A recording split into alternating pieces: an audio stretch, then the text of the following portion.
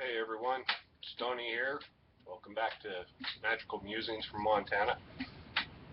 One of the most common questions, and if you do a search over the internet, you will find uh, a lot of responses to this question. Essentially, what is magic? Well, among those many answers you're going to find, there's a common thread. The most basic, but the most basic accepted answer in this day and age is the definition presented by Aleister Crowley.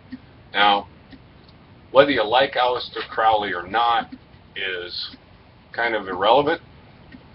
He was, in fact, a major influence on modern occultism. And what he said, magic is the science and art of causing change to occur in conformity with will, your personal will. This is by far the most common explanation of magic. It's an exercise of your intention, what it is that you want to produce, what you want to create. What are your desires that you wish to bring forth? What is it that drives you as a goal? This is the heart and soul of what magic is the methodology of bringing together the various elements required to bring about that intention, that desire, to make it a reality. At the most basic level, magic is the methodology of enforcing your intention, of producing the result you desire. Now, we're going to go a little bit further and add here the very common question: why does magic have a K?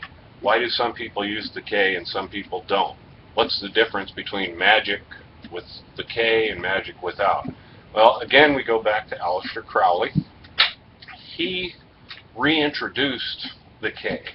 Now, a lot of people think that it was his invention purely. That may or may not be true, but there is information to support that it's not true.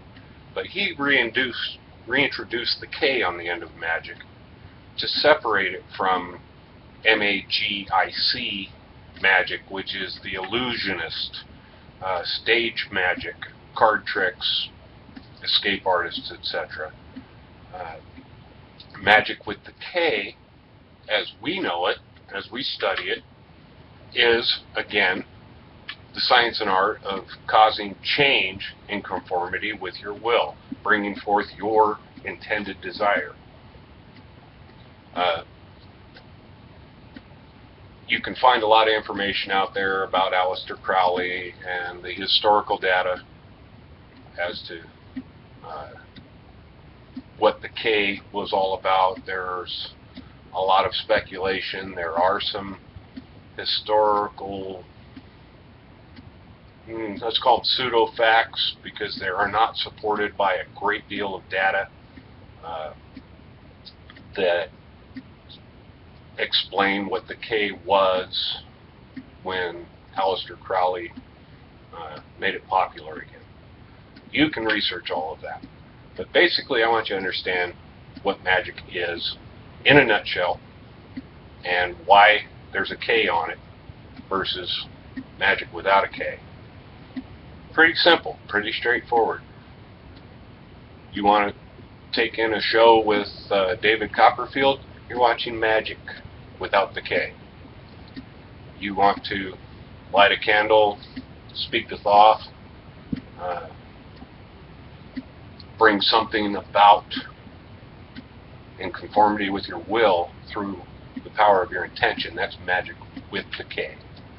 Bear that in mind when you're educating yourself, and it'll make it a lot simpler for you to grasp some of the concepts of why things like spells and mojo bags, juju, and a lot of these other things, why they work the way they do. Science and art of bringing about change in conformity